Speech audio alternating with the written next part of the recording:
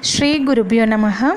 नमस्ते बच्चों, आज हम इस कक्षा में पाठ दादी माँ और मिठाई वाला पाठ से प्रश्नोत्तर पुनरावृत्ति करने वाले हैं। पहले दादी माँ पाठ से प्रश्नोत्तर देखने वाले हैं। पहला प्रश्न यह है, लेखक को अपनी दादी माँ की याद के साथ साथ बचपन की और किन किन बातों की याद आ जाती है। प्रश्न यह है, लेखक को अपनी दादी माँ की याद के साथ साथ बचपन की और किन किन बातों की याद आ जाती है। उत्तर यह है, जब लेखक को याद हुआ कि दादी माँ की मृत्यु हो गई है तो उसके सामने दादी माँ की सभी यादें सजीव होने लगी। साथ ही साथ उसे अपने बचपन की स्मृतियाँ, गंधपूर्ण झाग भरे जलाशयों में कूदना, बीमार होने पर दादी का दिन रात सेवा करना, किशन भैया की शादी पर औरतों द्वारा गाए जाने वाले गीत और अभिनय के समय चादर ओढ़कर सोना और पकड़े जाना, रामी चाची की खड़ना आदि भी याद आ जाती हैं। दादी माँ की याद के साथ साथ बचपन की किन किन बातों की याद आ जाती है, यह है प्रश्न। इसका उत्तर, जब लेखक को याद हुआ कि दादी माँ की मृत्यु हो गई है तो उसके सामने दादी माँ की सभी यादें सजीव होने लगी। साथ ही साथ उसे अपने बचपन की स्मृतियाँ, गंधपूर्ण झाग भरे जलाशयों में कूदना, बीमार होने पर दादी का दिन रात सेवा करना, किशन भैया की शादी पर औरतों द्वारा गाए जाने वाले गीत और अभिनय के समय चादर ओढ़कर सोना और पकड़े जाना, रामी चाची की खड़ना आदि भी याद आ जाती है। दूसरा प्रश्न, दादी की मृत्यु के बाद लेखक के घर की आर्थिक स्थिति खराब क्यों हो गई। यानी दादी माँ की मृत्यु के बाद लेखक के घर की आर्थिक स्थिति यानी फिनेंशियल स्टेटस क्यों खराब हो गई। उत्तर, दादी माँ की मृत्यु के बाद लेखक के घर की आर्थिक स्थिति खराब हो गई क्योंकि लेखक के पिताजी ने कबड्डी मित्रों और गलत शुभ चिंतकों की संगति में सारा धन नष्ट कर डाला। दादा के श्राद्ध में भी दादी माँ के मना करने के बावजूद लेखक के पिताजी ने बेहिसाब दौलत व्यर्थ की। यह संपत्ति घर की नहीं थी, कर्ज में ली गई थी। इसी वजह से घर की माली हालत डावाडोल हो गई।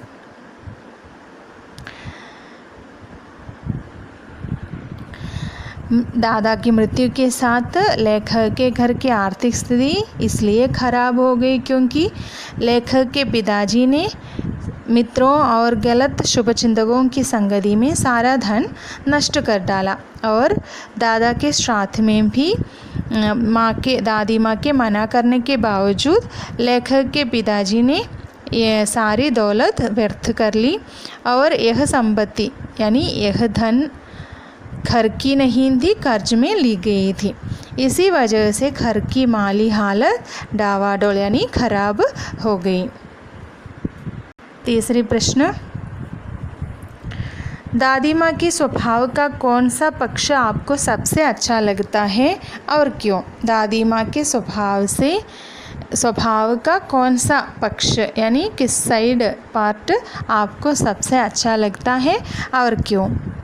उत्तर है, दादी माँ के स्वभाव में अनेक पक्ष थे, जैसे लोगों की सेवा करना यानी लोगों को परोपकार सेवा करना, हेल्प करना, परोपकारी व सरल स्वभाव, संरक्षणी और कभी कभी कठोरता भी देखने को मिलती थी उनके स्वभाव में। यानी कभी कभी उसके स्वभाव में जो कठोरता जैसी देखने को मिलती थी। और इन सभी स्वभावों में मुझे दादी माँ का सहृदयता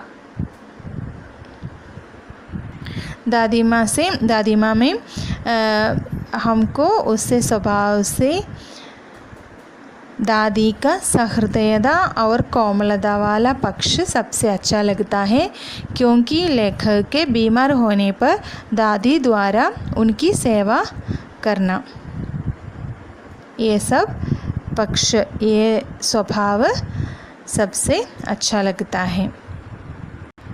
और रामी चाची की बेटी की शादी पर उसकी सहायता करना, यानी उसको मनी देकर, पैसे देकर उसकी सहायता करना, उसका पिछला बकाया ऋण माफ़ करना, और पिताजी की आर्थिक तंगी देखकर दादा की निशानी सोने का कंगन उन्हें देना आदि दर्शाता है कि दूसरों की मदद करना ही उनके जीवन का प्रमुख उद्देश्य था। इन्हीं के कारण ही वे दूसरों का मन जीतने में सदैव सफल रही। नेक्स्ट हम मिठाई वाले लेसन देखेंगे। इसमें पहला क्वेश्चन आंसर, मिठाई वाला अलग अलग चीज़ें क्यों बेचता था और वह महीनों बाद क्यों आता था? मिठाई वाले अलग अलग चीज़ें क्यों बेचता था और वह महीनों बाद क्यों आता था? उत्तर, मिठाई वाला अलग अलग चीज़ें इसलिए बेचता था ताकि एक ही चीज़ बार बार मिलने से बच्चों ऊब ना जाए, यानी एक ही चीज़ बार बार मिलने से उसको इंटरेस्ट नहीं होगा उस चीज़ें खरीदने के लिए। और उसके महीनों बाद आने का कारण यह था कि वह इतने समय भी सभी बच्चों के लिए दूसरी चीज़ें जमा करने में लगा रहता था, यानी उसके बाद, यानी महीनों बाद आने का कारण यह था कि वह इतने समय, उस समय में सभी बच्चों के लिए दूसरी चीज़ें जमा करने में लगा रहता था। इसी वजह से बच्चों में उत्सुकता भी बनी रहती थी। एक बार और पढ़ूंगी मैंने। मिठाई वाला अलग अलग चीज़ें इसलिए बेचता था ताकि एक ही चीज़ बार बार मिलने से बच्चे ऊब ना जाए। उसकी महीनों बाद आने का कारण यह था कि वह इतने समय में सभी बच्चों के लिए दूसरी चीज़ें जमा करने में लगा रहता था। इसी वजह से बच्चों में उत्सुकता भी बनी रहती थी। दूसरा प्रश्न होता, प्रश्न यह है, मिठाई वाले में वे कौन से गुण थे जिसकी वजह से बच्चे बड़े भी उसकी ओर खींचे चले आते थे? मिठाई वाले में वे कौन से गुण थे जिनकी वजह से बच्चे बड़े भी उसकी ओर खींचे चले आते थे? उत्तर, मिठाई वाला मादक मृदुर यानी मधुर ढंग से गाकर अपनी चीज़ें बेचता था। वह चीज़ों के दाम भी कम लेता था। वह बच्चों से अपनत्व के भाव से प्रेम पूर्वक और कोमलता से बात करता। इन कारणों से बच्चे बड़े भी उसकी ओर खींचे चले आते थे। एक बार और पढ़ूंगी मैंने। मिठाई वाला मादक मधुर ढंग से गाकर अपनी चीज़ें बेचता था। वह चीज़ों के दाम भी कम लेता था। वह बच्चों से अपनत्व के भाव से प्रेम पूर्वक और कोमलता से बात करता। इन कारणों से बच्चे बड़े भी उसकी ओर खींचे चले आते थे। तीसरा प्रश्न, विजय बाबू एक ग्राहक थे और मुरली वाला एक विक्रेता। दोनों अपने अपने कक्ष के समर्थन में क्या तर्क पेश करते हैं, यानी दोनों के बीच में क्या बात हो रहा था? विजय बाबू एक ग्राहक थे और मुरली वाला एक विक्रेता। दोनों अपने अपने पक्ष के समर्थन में क्या तर्क पेश करते हैं? विजय बाबू का तर्क यह था, दुकानदार को झूठ बोलने की आदत होती है। सबको सामान एक ही भाव में देते हैं पर ग्राहक को दाम ज़्यादा बताकर बाद में कम देते हो। दुकानदार यानी विजय बाबू का तर्क यह था, दुकानदार को झूठ बोलने की आदत होती है। सबको सामान एक ही भाव में देते हैं पर ग्राहक को दाम ज़्यादा बताकर बाद में कम कर देते हो, इससे तुम हम पर एहसान का बोझ और डाल मत देते हो। यह था विजय बाबू का तर्क। मुरली वाले का तर्क, ग्राहक को वस्तुओं की लागत का पता नहीं होता। उनका दस्तूर होता है कि दुकानदार चाहे हानि उठाकर ही वस्तु क्यों न बेचे, पर ग्राहक यही समझते हैं कि दुकानदार उन्हें लूट रहा है।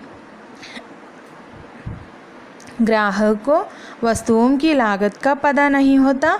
उनका दस्तूर होता है कि दुकानदार चाहे हानि उठाकर ही वस्तु क्यों न बेचे, पर ग्राहक यही समझते हैं कि दुकानदार उन्हें लूट रहा है। 4th वन क्वेश्चन आंसर, खिलौने वाले के आने पर बच्चों की क्या प्रतिक्रिया होती थी? यानी खिलौने वाले के आने पर बच्चों की रिएक्शन यानी हाउ एक्साइटमेंट, बच्चों की क्या प्रतिक्रिया होती थी? आंसर,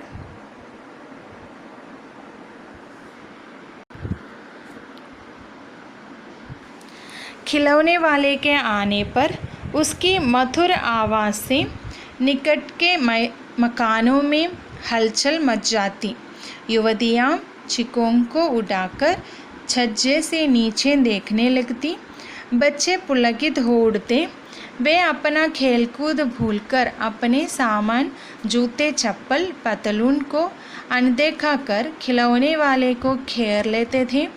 वे अपने अपने घर से पैसे लाकर खिलौने का मोल भाव करने लग जाते थे। एक बार और पढ़ूंगी मैंने।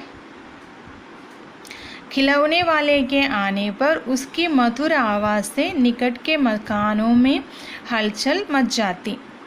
युवतियाँ चिकों के मकानों में युवतियाँ चिकों को उठाकर छज्जों से नीचे देखने लगती। छज्जे से नीचे देखने लगती। बच्चे पुलकित हो उठते। वे अपना खेलकूद भूलकर अपने सामान, जूते, चप्पल, पतलून को अनदेखा कर खिलौने वाले को घेर लेते थे। वे अपने अपने घर से पैसे लाकर खिलौने का मोल भाव करने लग जाते थे। 5th वन क्वेश्चन, रोहिणी को मुरली वाले के स्वर से खिलौने वाले का स्मरण क्यों हो गया? प्रश्न, रोहिणी को मुरली वाले के स्वर से खिलौने वाले का स्मरण क्यों हो गया? उत्तर, मुरली वाले का स्वर रोहिणी को जाना पहचाना सा लगा। उसे याद आया कि खिलौने वाला भी इसी प्रकार मधुर कंठ से गाकर खिलौने बेचा करता था, इसलिए उस खिलौने वाले का स्मरण हो गया। एक बार और पढ़ूंगी मैंने। मुरली वाले का प्रश्न यह है, रोहिणी को मुरली वाले के स्वर से खिलौने वाले का स्मरण क्यों हो गया, यानी इसका याद क्यों हो गया? मुरली वाले का स्वर रोहिणी को जाना पहचाना सा लगा। उसे याद आया कि खिलौने वाला भी इसी प्रकार मधुर कंठ से गाकर, मतलब इसी प्रकार मधुर कंठ यानी स्वीट वॉइस, उसका स्वीट वॉइस से यानी खिलौने वाले मधुर कंठ से गाकर खिलौने बेचा करता था, इसलिए उसे खिलौने वाले का स्मरण हो गया, इसलिए उसका याद हो गया।